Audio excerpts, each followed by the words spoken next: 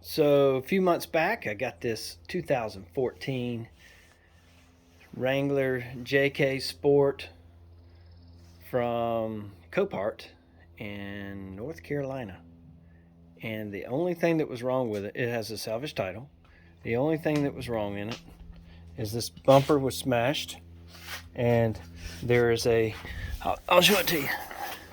There's a support that was cut to determine if the frame was twisted or not, right there. And I had a neighbor help me weld it back in place, and we already had the bumper here at the house from one somebody gave me, because these bumpers, they pretty much give them away. Front grille was scratched up pretty good, so we just painted it with some flat black, took it off and painted it, put the American flag in there. So this thing's got about 6 or 7 inch lift on it, and it's a pretty good lift kit, I think. Probably not the best, but if you look, I mean, it's got some really strong pieces in there. I mean, that right there is about 1.5 inches, and this is about 1.25 inches. It's all adjustable. All these fittings right here are greasable. 35-inch tires, and those tires themselves are about $2,000 right now. So, but they're really nice. They're 12.5 wide, and they're put on some JL rims, and it's got some spacers behind there, and those are 17-inch. Looks really good on the inside. Only has 62,000 miles on it.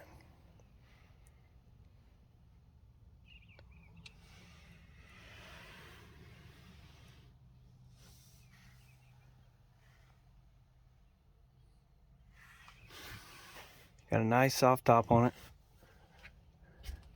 It's a little dirty right now.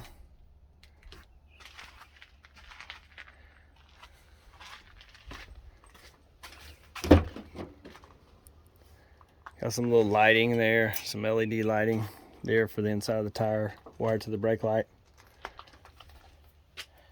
You'll notice there's a lot of parts back there. I'll tell you about that in a second.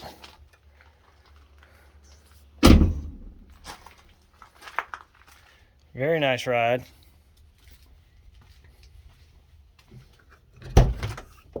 Boy, black gets dirty.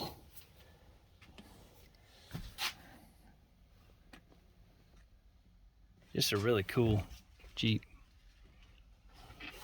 No problems whatsoever. Until told my son I wanted him to change the oil before he started driving it, and he doesn't have a lot of experience with that. But I thought, how hard could it be? Just go to Autozone, and tell them what you need and what you have, basically. And he said, okay. He went up there, told me he had a 2014 JK Wrangler 3.6 liter automatic, 4-wheel drive. There's a new guy on the counter. He's a teenager probably. And an older gentleman was helping him learn how to work the register and learn how to talk to customers. And so the guy was kind of helping him a lot. And my son told them what we needed: oil and oil filter. And one of the guys went and got him the oil filter, put it on the counter. He came back, had the oil and oil filter, and we put fully synthetic in all our vehicles, so it was castor oil fully synthetic. So he took and drained the oil. He took the oil filter out. He noticed there was this little extension on the old oil filter that was not on the new one. And so he proceeded to go ahead and change the oil. Unfortunately, when he put that filter in, he called me on the phone. I was busy. He said, "Dad, this filter doesn't look the same. What do I do?" I said, "Well, did you tell him what you needed?" And he said, "Yeah, I told him what I needed. And this is what they got." I said, "Is it the same size filter? Is it like a cartridge?" He said, "Yes, it's the exact same size. It just doesn't have this black rubber piece on the end, or black plastic piece on the end." I said, we'll see if it fits. And he said, it actually fits in there snug. He put it in there, started the engine up after he filled it up with oil and changed the filter and everything, and went down the road and got to 2 blocks away, and it started spitting and sputtering and going into limp mode.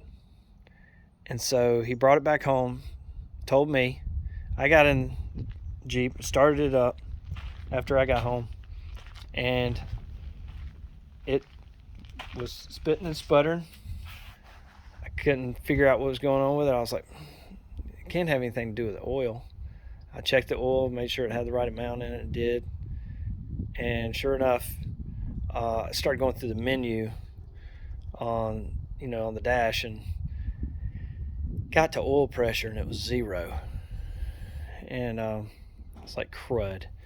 So I looked, and I went online on some Facebook pages for JKs, and somebody told me that I must have the filter for the 3.8 liter 2013 and before, because they had an oil pump in a different location, and they did not have the extension piece for that oil pump, and in the older ones.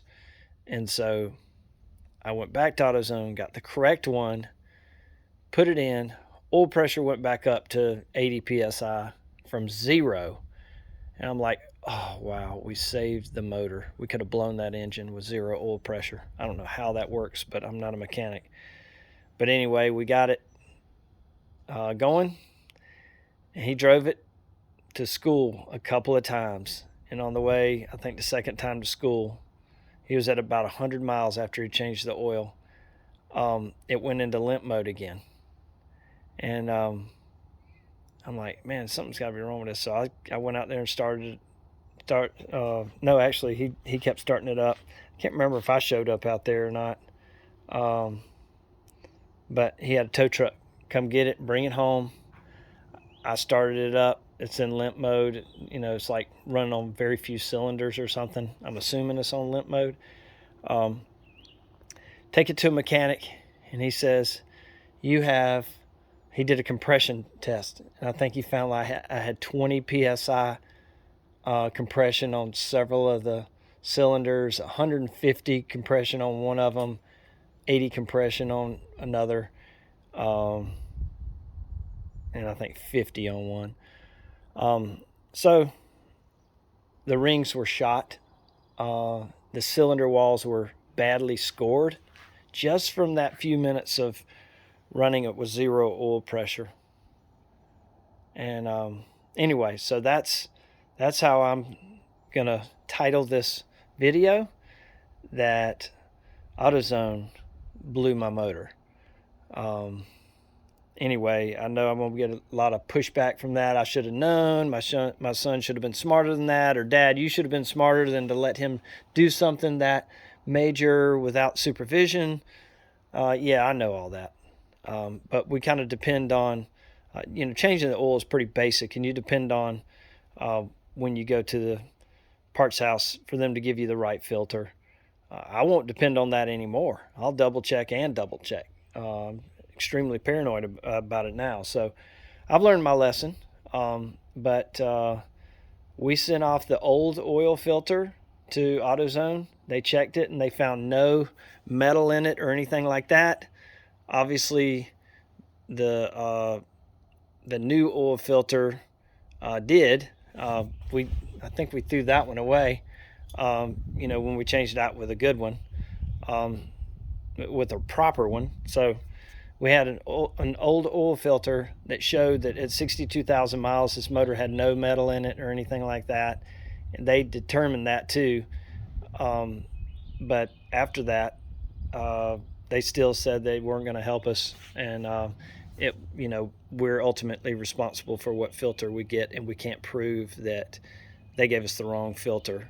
And I said, well, yeah, we got a receipt. And they said, no, you can't prove what your son told us the year was.